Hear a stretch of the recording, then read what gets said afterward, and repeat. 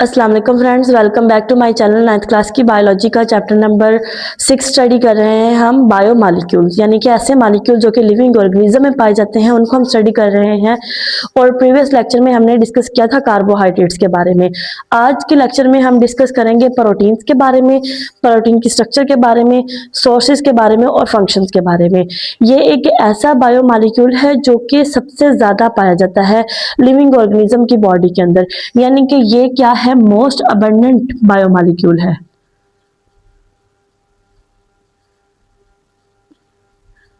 सबसे ज्यादा पाए जाने वाला और सबसे ज्यादा इंपॉर्टेंट है ये उसी लिहाज से। और ये क्या होते हैं, ये पॉलीमर्स होते हैं।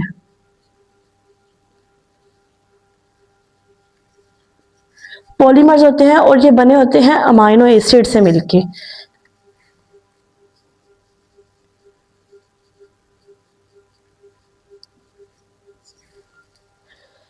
ये क्या करते हैं, जो भी ऑर्गेनिज्म जो भी काम करें या जो भी स्ट्रक्चर बनाए उसके अंदर इनकी इन्वॉल्वमेंट लाजमी होती है। ये स्ट्रक्चर बहुत ज़्यादा हमारी बॉडी की बना रही होती हैं और उसके अलावा फंक्शनिंग में इन्वॉल्व होती हैं।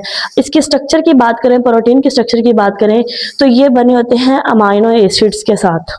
अमाइनो एसिड क्या होते हैं? अमाइनो एसिड होते हैं मोनोमर्स, यानी सिंगल सब यूनिट होते हैं। और ये मोनोमर जब मिलते हैं डिफरेंट नंबरिंग में तो क्या बनाते हैं, पॉलीमर बना देते हैं। उस पॉलीमर को हम नाम दे देते हैं प्रोटीन का। अभी जो अमाइनो एसिड हैं ये डिफरेंट होते हैं नंबरिंग डिफरेंट प्रोटीन्स के अंदर। फॉर एग्जांपल कुछ प्रोटीन के अंदर 4 होंगे, कुछ के अंदर 6 होंगे, कुछ के अंदर 20 होंगे, कुछ के अंदर 50 होंगे। इसकी एग्जाम्पल की बात करें तो जो इंसुलिन होती है, इंसुलिन हमारी बॉडी के अंदर क्या है, ब्लड शुगर को कंट्रोल करने के लिए मौजूद है। इसके अंदर होते हैं 51 अमाइनो एसिड्स। इसी तरह हीमोग्लोबिन है, ये हमारे ब्लड सेल्स के अंदर पाई जाती है। और जो ऑक्सीजन कैरी करते हैं इसके अंदर होते हैं 571 अमाइनो एसिड, यानी कि इनकी नंबरिंग क्या होती है, डिफरेंट होती है। प्रोटीन बनाने में जो अमाइनो एसिड इन्वॉल्व है, इनकी दो चीजें देखी जाती हैं, एक नंबर ऑफ अमाइनो एसिड,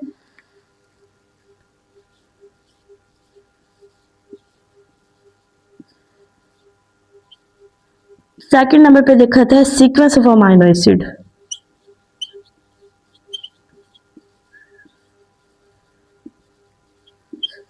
कि किसी भी प्रोटीन के अंदर कितने अमाइनो एसिड हैं और वो किस किस लिहाज से, किस अरेंजमेंट से जुड़े हुए हैं। इस लिहाज से इसी तरह जो है वो डिफरेंट तरह की प्रोटीन्स बनती जाएंगी और उनकी स्ट्रक्चर जो है वो डिफरेंट होती जाएगी और उसी लिहाज से वो फंक्शनिंग भी क्या करेंगे, डिफरेंट परफॉर्म करेंगी। अमाइनो एसिड को अगर हम थोड़ा सा स्टडी कर लें, अमाइनो एसिड्स, अमाइनो एसिड्स क्या होते हैं, ये मोनोमर्स होते हैं।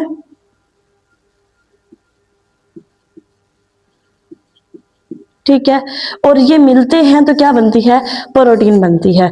अब इस मोनोमर के स्ट्रक्चर की बात करें तो इनके अंदर मौजूद होता है एक सेंट्रल कार्बन। कार्बन की हमें पता है टेंडेंसी क्या होती है, 4 बॉन्ड बनाने की। 4 बॉन्ड कार्बन बना सकता है, तो इनके अंदर कार्बन क्या करता है, अपने 4 बॉन्ड पूरे करता है।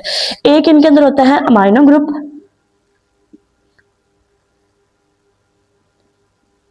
एक साइड पे लगाते हैं इनके कार्बोक्सिल ग्रुप, एक साइड पे लगाता है हाइड्रोजन। जो चौथी साइड है वहां पे एक एक्स्ट्रा साइड ग्रुप लगाता है जिसको हम बोलते हैं आर ग्रुप। ये आर ग्रुप क्या होता है, डिफरेंट अमाइनो एसिड्स के अंदर डिफरेंट होता है। ठीक है, ये हाइड्रोजन भी हो सकता है, मिथाइल भी हो सकता है। फॉर एग्जाम्पल ये अगर इस फॉर्म में है COOH, इधर हाइड्रोजन है, इधर अमाइनो ग्रुप लगा हुआ है, और यहाँ पे अगर हाइड्रोजन है तो इसको हम क्या बोलेंगे, ये क्या है, ग्लाइसिन है। लेकिन अगर यहाँ पे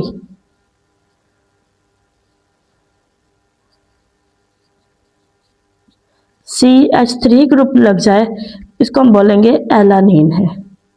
यानी जस्ट एक जो साइड ग्रुप है उसके अंदर चेंज आने की वजह से पूरा का पूरा अमाइनो एसिड जो है वो क्या हो जाता है, डिफरेंट हो जाता है। इसी जगह पे चेंज आने की वजह से अमाइनो एसिड की स्ट्रक्चर क्या होती है, डिफरेंट होती है।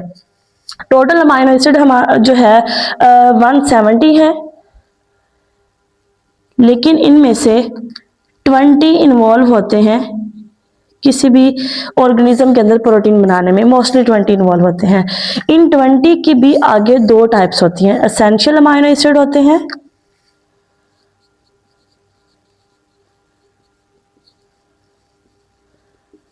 और नॉन एसेंशियल अमाइनो एसिड होते हैं।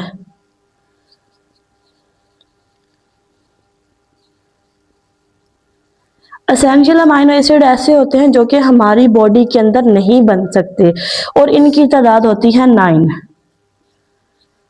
ये हमारी बॉडी खुद नहीं बना सकती और इसको लिया जाता है फूड के थ्रू ही, और इनको लाजमी लेना होता है, कंज्यूम करना होता है। और नॉन एसेंशियल अमाइनो एसिड ऐसे होते हैं जो कि हमारी बॉडी खुद प्रिपेयर कर सकती है और इनकी तादाद होती है 11। ये हमारी बॉडी के अंदर खुद ब खुद बन रहे होते हैं नेचुरली। तो ये हो गया हमारे पास अमाइनो एसिड्स, यानी कि ये क्या है, मोनोमर्स हैं, मिलेंगे तो पॉलीमर बनेगा जिसको हम नाम देंगे प्रोटीन का। इनकी स्ट्रक्चर ये है कि एक साइड पे हाइड्रोजन होगा, कार्बोक्सिल ग्रुप लगा होगा, अमाइन ग्रुप होगा, और ये जो साइड चेन आर है इसमें चेंज आने की वजह से अमाइनो एसिड क्या हो जाएंगे, डिफरेंट हो जाएंगे। टोटल नंबर 170 है, उनमें से 20 इन्वॉल्व होते हैं। उन 20 की भी आगे दो टाइप है, essential amino acid, non essential. Essential 9 है जिसको हमारी बॉडी खुद नहीं बना सकती, नॉन एसेंशियल 11 है और इसको हमारी बॉडी खुद बना सकती है। इसके बाद हम देख लेते हैं कि ये जो प्रोटीन हमारी बॉडी के अंदर है, ये इसको हम एक्सटर्नल सोर्सेज कहाँ कहाँ से हासिल कर सकते हैं और इसके अलावा इनका फंक्शन क्या है हमारी बॉडी के अंदर। सोर्सेज यानी कि हम प्रोटीन को कहाँ कहाँ से हासिल कर सकते हैं। सोर्सेज में इसके अंदर जो मेजर सोर्स है वो क्या है, मीट है, ठीक है, मीट, फिर चाहे वो मटन हो, चिकन हो, बीफ हो, ठीक है, फिश है, फिश से भी प्रोटीन मिलती है हमें, एग से, मिल्क हो गया, पल्सेस हैं जितनी, और बीन्स। ये क्या है, सोर्सेज हैं प्रोटीन के। इस फूड से हमें क्या मिलती है, प्रोटीन हासिल होती है। इसके अलावा अगर हम प्रोटीन के फंक्शंस की बात करें, यानी कि क्या क्या फंक्शन परफॉर्म करती है हमारी बॉडी के अंदर, सबसे मेजर फंक्शन तो इसका ये है कि ये सेल मेम्ब्रेन का कंपोनेंट है।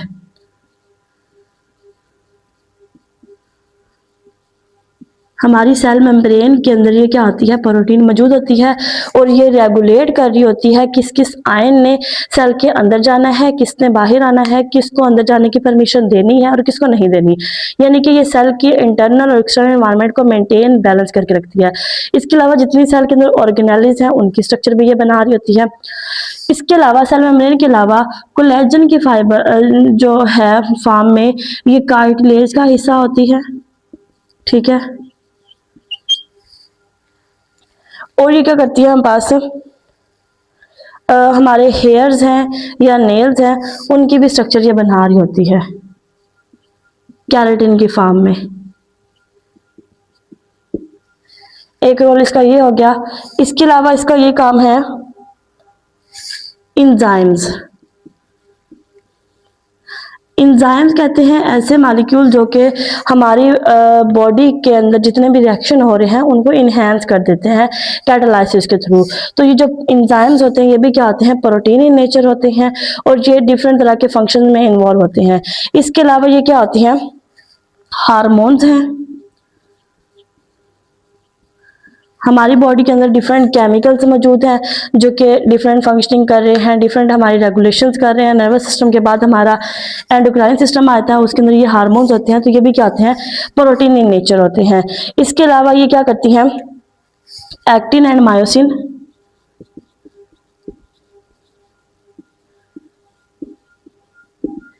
एक्टिन एंड मायोसिन की फॉर्म में प्रोटीन मौजूद होती है हमारे मसल्स के अंदर। इसी वजह से जब जो मसल मूवमेंट है, मसल कंट्रैक्शन है, वो होती है इन्हीं प्रोटीन्स की वजह से, और हमारा मसल मूव करता है और मूवमेंट होती है हमारे पर्टिकुलर ऑर्गन के अंदर। इसके अलावा ये एंटीबॉडीज के अंदर मौजूद होती हैं।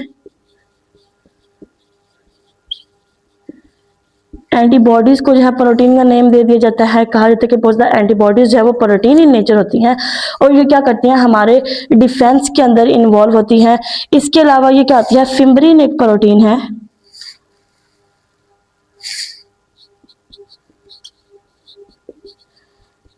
ब्लड क्लॉटिंग प्रोटीन है। कोई भी इंजरी हो जाए अगर, तो ये प्रोटीन क्या करती है, उस साइड पे जाके ब्लड के को क्लॉट्स बनाती है, उसको जमा देती है ताकि एक्सेसिव ब्लड लॉस ना हो जाए। तो ये क्या है, कुछ प्रोटीन के फंक्शंस हैं हमारी बॉडी के अंदर, बहुत ही मेजर फंक्शन है। हमारी स्ट्रक्चर यानी कि जितने सेल्स हैं उन सबकी सेल मेम्ब्रेन बना रही है, कार्टिलेज, नेल्स, हेयर्स तक में ये मौजूद है, ठीक है। इंजाइम्स हैं जिन्होंने हमारी बॉडी के अंदर डिफरेंट रिएक्शंस को स्पीड अप करना होता है। हार्मोन्स हैं, ठीक है, जिन्होंने ये देखना होता है कि जो जितने भी हमारी बॉडी के काम हो रहे हैं वो नॉर्मल हो रहे हैं, ग्रोथ नॉर्मल है, ठीक है। ये डाइजेशन प्रॉपर कराने के लिए हार्मोन्स इन्वॉल्व होते हैं। एक्टिन, मायोसिन हमारी बॉडी के मस्कुलर मूवमेंट में इन्वॉल्व होती है। एंटीबॉडीज डिफेंस प्रोवाइड करती है, कोई भी अगर फॉरेन पार्टिकल्स का अटैक हो जाए। फिम्ब्रिन क्या है, ब्लड क्लॉटिंग है। फॉर एग्जांपल अगर कोई कट लग जाए, जैसे एनीमिक पेशेंट्स होते हैं, ठीक है, तो उनके अंदर ये प्रोटीन नहीं होती तो उनके बहुत ज़्यादा ब्लड लॉस हो जाता है। तो इसका मतलब ये कि ये बहुत ज़्यादा इसके मेजर रोल्स हैं। तो नेक्स्ट लेक्चर में हम देखेंगे कि लिपिड्स क्या होते हैं, उनकी स्ट्रक्चर कैसी है और उनकी फंक्शनिंग क्या है, सोर्सेज क्या क्या है लिपिड्स के। तब तक के लिए stay connected. Thank you and अल्लाह हाफिज़।